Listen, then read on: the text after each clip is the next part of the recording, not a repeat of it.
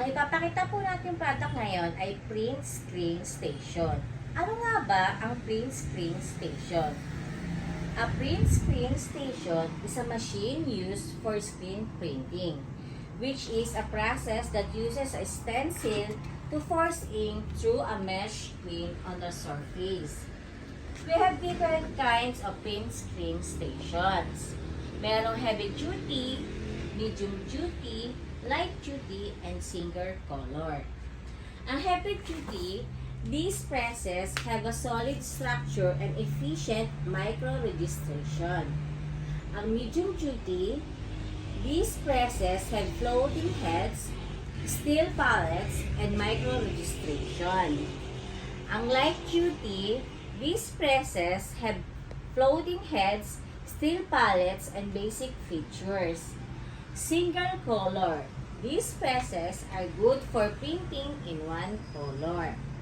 Ano-ano nga ba ang mga features ng print screen station? Meron tayong index or rotating plattens.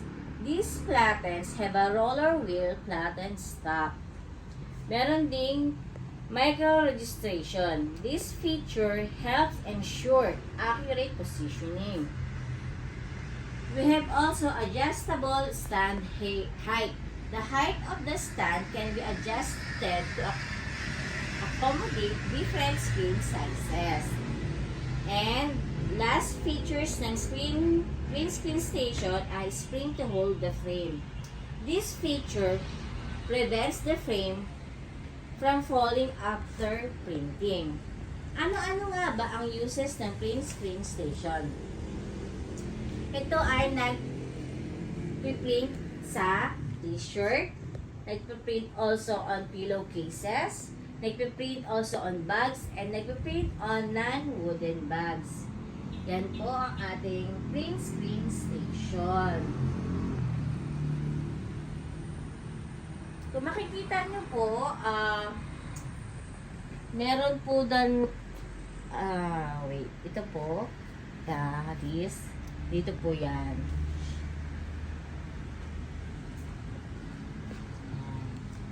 Yan po mga kasoldering ang ating print screen station.